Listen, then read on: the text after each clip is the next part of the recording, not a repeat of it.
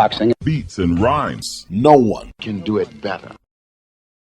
Manny Pacquiao, 46 years of age. He'll be fighting for the WBC welterweight title in a couple of weeks' time. Ricky Hatton, 46 years of age, is embarking on a comeback in Dubai against who they say here is Dubai's first ever professional boxer, Aissa Aidar. The bout will take place on December the 2nd. Give Ricky a bit of time to prepare. Hatton, 46, hasn't fought since 2012 when he was stopped with a body shot by Vaslav Sechenko in Manchester. Post-fight, Ricky said he needed one more fight to see if he still had got it, and he said he hasn't. I found out tonight it's not there no more. Hatton announced the comeback in Cardiff when he was watching Oasis, who made their long-awaited comeback after 16 years on Friday. His opponent is the same age as Ricky, he's 46. He's no spring chicken himself, so although people are going to object, don't want to see Ricky fighting, he's fighting someone the same age as he is. There's no problem with that. Ricky's opponent, the Arabian Warrior, has a record of 8-3-0, 4 inside the distance, hasn't been in the ring for 4 years. It's a huge moment for him. Ricky will fly to Dubai this week to start promotion for the event. I've never heard of the guys fighting from Dubai. People are going to object, obviously. Ricky's too old. But the facts are, Ricky was going through substance abuse issues, alcohol issues, obesity, and training, boxing training, helped him get through a lot of these issues. I don't think people understand when someone's dedicated their life to something like Ricky. Ricky's been boxing from a young kid. When he was a young kid, he used to put a beating on some of them kids he used to fight. Ricky was a talent. Ricky had very good feet, very quick at cutting down the distance. He wasn't just there wailing away, although sometimes he got carried away and got involved in a few more wars that he himself would admit he shouldn't have done. Ricky's a fighter. This is what Ricky does. He's a fighter. This ain't fake. He's a fighter. So if he's been training and he's feeling good about himself, or he was tempted by the bag, or if he's got to get it out of his system, this is the perfect time to do it now. They're paying the old fighters to get in the ring. Now, Jake Paul versus Mike Tyson, not good. Mike Tyson versus Holyfield would be a better matchup. They're a similar age. Mike Tyson, Roy Jones, that exhibition, that was good. Similar age. I think in a time like where we have an abundance of technology but such bad health, mental health, I think it's inspiring that Ricky's going to go train and have a fight. Boxing, Beats and rhymes. No one can do it better. Let's start with women's boxing 2016. Katie Taylor, Alicia Baumgardner, Savannah Marshall, Chantel Cameron, Jessica McCaskill. You can just go on and on. The most successful period for boxing in the UK for women started with Eddie Hearn. So now Netflix have benefited from the work that Eddie Hearn put in for women's boxing. What about streaming? Putting boxing on a streaming app. Remember everybody was laughing at DAZN, laughing at Eddie? Now everything's on a stream. Do you know, now that ESPN have severed ties with Top Rank, America do not have one broadcaster televising boxing, at least at the level we've become accustomed to. They don't have one. It's all on a stream. Eddie Hearn, headhunted by DAZN, left the comfort of Sky. He didn't have to leave Sky. He could still be at Sky comfortable, but he wanted to take it somewhere else. I'm still hearing people, he should have stayed on Sky. Stayed on Sky. DAZN is a global streaming app. Matchroom are the only global promotional company. World champions in the UK, Australia, America, Mexico, doing cards in all them territories I just mentioned. The last time Frank Warren did a card in America was in the 90s when Nassim Hamed fought Kevin Kelly 28 years ago. What about that Saudi money? What boxer and promoter was the first to get that big Saudi bag and make all this viable? Now I know you're going to pull up some other names like Amir Khan versus Billy Dib. But the first major world title fight was the AJ Ruiz rematch in Saudi. That's what started this. And I've got the counter for everything you say. You're going to say, well, Turki Al-Sheikh and the General Entertainment Authority didn't make that fight. That's not the point. It was Anthony Joshua and Eddie Hearn who introduced big-time boxing with big-time purses to that territory. Can't be argued. Frank Warren was telling the media that Eddie should have stayed at Sky. He's going to miss Sky's marketing. And now he's over at the streaming app. When Eddie started signing up all the women, he signed up Nicola Adams, who previously he had a spat with in the media because of his, let's say, sexist opinions on boxing. He ended up signing her. Frank wouldn't be on the streaming app if it wasn't for Eddie Hearn. Ben Shalom, with his Ultimate Fighter tournament. Where did he get that from? He borrowed that from the Prize Fighter tournament that Matchroom were doing. Now Matchroom, Barry Hearn, I believe copied that from some of the tournaments they used to do in the 60s and 70s. But there's a pattern here. A lot of things won't be happening in boxing if it wasn't for Matchroom. So when people are talking crap about this rebranding campaign that they've just started, I mean, it's just started. It's the first week. And these experts are telling us that it's a load of crap. Like they know the whole strategy. It's the first week. They said there's some tweaks and some things they can improve. That was the first press conference and that was the first weigh-in. As the guy said on one of the media channels, it did have a gladiatorial look, them both weighing on separate scales at the same time. It did. I don't think they need as much as the flashy stuff at the press conferences. They don't. But the weigh-ins, personally, I thought was very impressive. The digital graphic calculating the weight. They both weigh in on separate scales. Now, all the weigh-ins will be ceremonial because the official weigh-ins, they'll be weighing on the same scale. But it's the aesthetic. That's the type of aesthetic that some of the hardcores may like, some may not. But it would definitely catch the eyes of the casual market. And the casual market is important. It's very important. And it shouldn't be mocked and ridiculed, thinking about the game long term. When Eddie put a lot of the women's boxing on, he came under a lot of fire. When he started streaming on DAZN, he came under a lot of fire.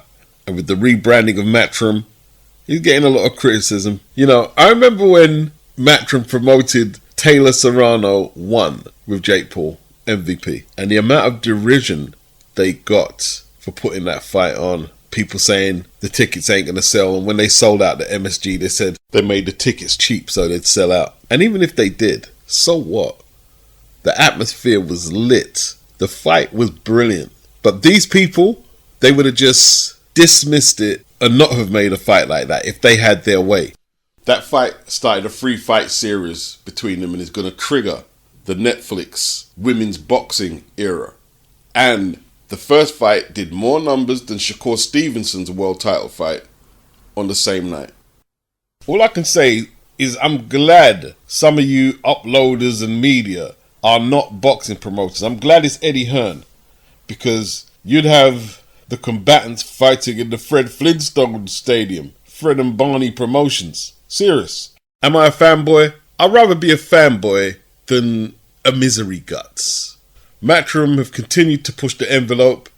No, the marketing strategy is not going to work in 2 days of them implementing it. But I guarantee you, all the technology they're bringing to the weigh-ins, to the press conferences, when they give it a few tweaks and they get it up and running, there will be people copying. Maybe not copying exactly what Matchroom are doing, but they'll be using more graphics. They're going to be going for a more three-dimensional decor at weigh-ins and presses. More promotional outlets are going to be consulting marketing and PR teams, etc. It's inevitable, because every time Matchroom do something new, they copy. It's inevitable. There's a pattern there. I'm not randomly making this video. I equated all the patterns. Eddie brought fresh blood to the game, and the fresh blood was needed. It was getting stale over here. And George Warren, he's also been pivotal in Frank Warren's recent resurgence. Frank's an old man. It was probably George who said, yo, let's sign up Nicola Adams because we're looking like red pill boxing promotions right now. It's not a good look. And it's George Warren who's reached out to Eddie Hearn, and they have the relationship because he's young. That's why Barry's not on the front line at Matchroom. Barry must have thought he was in the British Legion in the 70s at that press conference when he said things have changed now. The boxers used to be slaves. We used to be slave masters. He thought it was funny. He thought it was going to be well received. Can't do that no more, Bazza. Right, Bob Arum. No one's really interested in women's boxing. Can't do all that. No more, Bob. Netflix are about to make that a very lucrative market. Can't do all that no more. No one in the UK, nobody, had put on women's boxing consistently until Matchroom signed up Katie Taylor. And look at Katie Taylor now, one of the highest paid sportswomen. Got a whole island behind her as well. And they're still talking about that Croke Park homecoming. They ain't took that off the table yet. It's a massive discussion that's been taking place on mainstream television, political platforms over there. Conor McGregor got involved. Women's boxing. It's huge business because of Matchroom boxing. The streaming phenomenon. Matchroom boxing. You know, even during the lockdown, Matchroom HQ to circumvent the COVID issues. Dillian versus Povetkin and all the other scraps they put on there. They're always trying something. Boxing beats and rhymes. No one can do it better.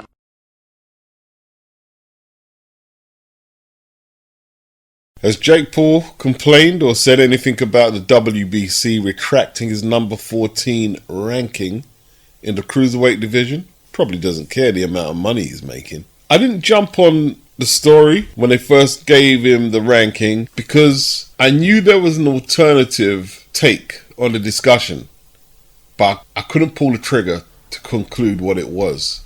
But I think I've got there now. I'm not going to disagree that Jake shouldn't have been ranked.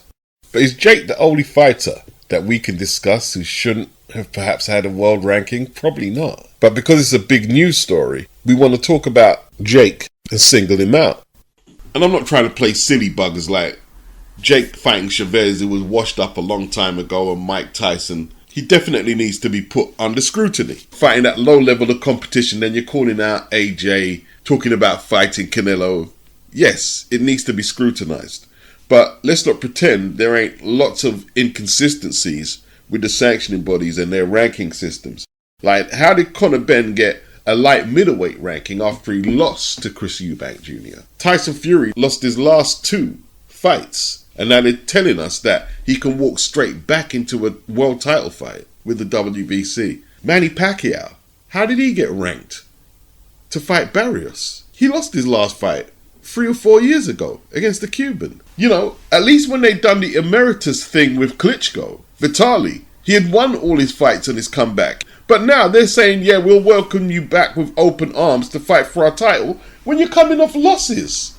2 losses. And then you get the lesser known fighters like Gulateri, who fought Johnny Beck in that unification. He won the vacant title against some Brazilian. How poor must have the Brazilian been? Because Gulateri, the German, with the Italian sounding name, wouldn't make the top 5 in the UK. And I'm not going to bring up more examples because I could be here all day doing that.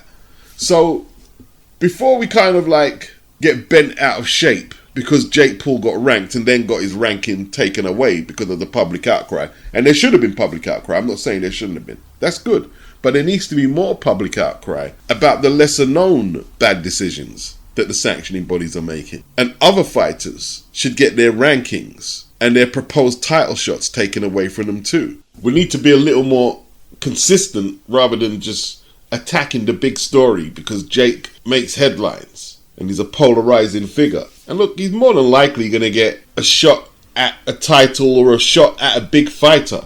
I mean, do you think Canelo's going to care if there's any belts involved in a fight with Jake Paul if they're paying him $200 million or whatever ridiculous amount of money on Netflix? No.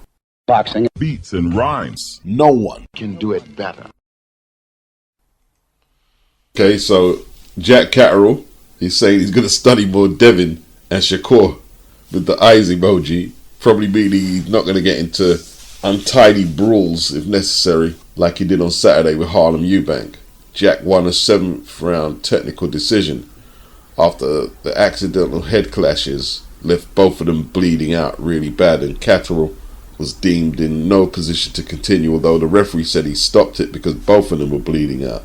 Now, me and a few more commentators thought this fight doesn't make much sense for Jack Catteral. Not that he's not got the beating of Harlem EUBANK, but a win over Harlem doesn't get Jack any closer to any big fights at 147. And in hindsight, post-fight, it was a horrible PR exercise for Jack Catteral, even though he won. I mean, that cut is going to keep him out of action for a little while. Then the aesthetic of the fight, with EUBANK seemingly unable to settle himself down and sit down on his punches. Jack was winning rounds by landing 4-5 punches. EUBANK had a lot of nervous energy, turning his shoulder, herky-jerky, jittery movements, but not really doing much. hoping to get lucky with single right hands that he sporadically threw from time to time, but he's never been known as a puncher. The styles didn't gel. They ended up wrestling each other to the floor, head clashes. Wasn't a great PR exercise for Jack coming off the horrible fight with Arnold Barboza. More scary was the Sowlands, Nice and Cali claiming that they thought the fight was close, maybe a draw, and that Harlem showed that he was world class and he belongs on a world class stage. That was scary. And Harlem talking about the conspiracies against him from the referee, Carl Frampton, and the disdain for the EUBANK name. Grow up, Harlem. Grow up. Boxing Beats and rhymes. No one can do it better. I guess this Tom and Jerry thing not going away. Turkey said Jack versus Harlem was not Tom and Jerry. This was Jerry and Jerry. He didn't like the fight. And yes, everyone's making jokes. Turkey is a very humorous, polarizing figure in boxing. But Matchroom prospect William Crawler, he lost his undefeated record on the undercard. He's now 8-1-0 with 6 inside the distance. He's 26 years of age, the younger brother of Anthony Crawler, who works his corner. He lost to a Scottish fighter who only had 3 knockouts in 11 going into the fight. He's now 12-2-0, and the 2 times he lost, he was stopped. Fraser Wilkinson, 24 years of age, actually 2 years younger than William Crawler. The Scottish kid, who looked a little taller and perhaps longer, embodied a lot of points that you would have hoped that the mainstream media, without crucifying Turkey, without taking one side or the other about pure boxing and slugging, you would have hoped that some uploaders and some of the media would find the middle ground to talk about the aesthetics of actual fighting. You see, Fraser Wilkinson didn't throw load-up punches every second. He regulated his breathing, paced himself as you are supposed to as a pro. He timed his jab as Crawler came in, doubled it up, threw 1-2s. Didn't move unnecessarily, but he did use his feet. And he fought with Crawler, the very aggressive bull like Crawler, hard puncher. When necessary, traded with Crawler and did pretty well in the pocket with Crawler. Held his own, more than held his own. Crawler, he tried to switch stances to give Fraser something to think about, but Fraser was a lot more resilient and boxed a lot better than what was advertised, and was landing that 1-2 with relative ease, as William was so intent on adding to his highlight reel, and he does have an impressive highlight reel, but it was like my reaction to when the Tom and Jerry discussion came out. I'm saying a lot of prospects, a lot of young fighters are going to be out there now, not because of Turkey, because it's been happening for a while, and they're just looking for the big knockouts. A more experienced fighter will assess the situation and realize, yo, we can box this guy and perhaps get the same result, the same W, without taking too much punishment. And I believe William Crawler can box better than that, than what he boxed. He got floored in the 5th, big left hook, caught him high up on the head, around the side of the head, and he just didn't recover. Although he looked like he was trying to mount a comeback in the 6th. Fraser had some damage, his nose was bloodied up, marked up a little around the eyes, and Crawler was landing some hard jabs and some hard shots on occasion himself. But Fraser found the home for that left uppercut, and that didn't stop landing after William started fatiguing midway through the fight. And he caught Crawler with a left hook, followed up. Premature stoppage by the referee, perhaps, you could argue. But Crawler was thoroughly beaten. Make no mistake. We'll have to see how he comes back. Matchroom prospect down, it is what it is. Sky Nicholson has moved down from feather, and they're looking to begin a campaign at super bantamweight. Her opponent looked too small and incapable of giving her any type of tests, and Sky scored a rare stoppage in the 2nd. She did what she had to do. Pat Brown landed them meaty looking uppercuts on Lewis Oakford, who wisely got on the move at the start of the contest, trying to draw some of the sting out of the very rambunctious, some may say too easy to hit, Pat Brown. But Pat is a very imposing cruiserweight at 6'6", and once he started working the body, cornering Oakford on the ropes, there was no way he was getting out of that first round, and he didn't. Did Oakford in quicker than Alois Jr. from Queensbury. And they were talking about that match up there. I don't think we're going to see that yet. They both need a little more development. But that could be one for the future. I'm telling you.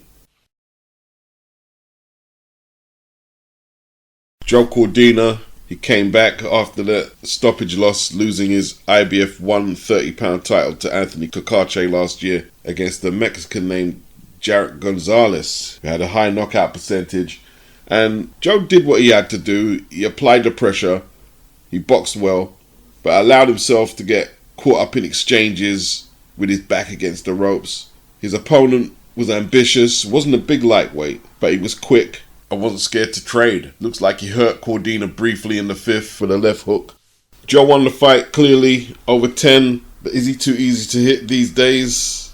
Getting into too much slugfest these days? And can he be a factor at 135 and perhaps get a title? Joe's 33 now. I don't know if we just have to accept we've seen the best of Joe. He'll give it all he's got to become a lightweight champion. But based on what I saw Saturday night, I'm not sure. Making his pro debut at age 18, it wasn't that the opponent was expected to cause Leo too much issues. It was the occasion. A lot of media this week, press conferences, the Matchroom rebrand that he did with AJ and R. Frank. A lot of cameras, a lot of spotlight on a young man. And he admitted to being nervous during the week. A lot of expectation on them young shoulders. He weighed in 226, did Leo Atang from York. That's up north, for those of you who don't know. He had Dave Allen in his corner and Sonny Edwards. His opponent, Milen Paunov, 41 years of age, 5'9", not a very big heavy. He weighed in at 218. It was unlikely he was going to ever close the range and make it competitive. Leo came out very purposeful behind his jab, his body punching, the hand speed when he threw in combination to the body, that left hook especially, done a lot of damage, put Milen Paunov on the canvas, and Milen was getting pummeled on the ropes and didn't get out of the first round. It was a good debut. He done what he was supposed to do.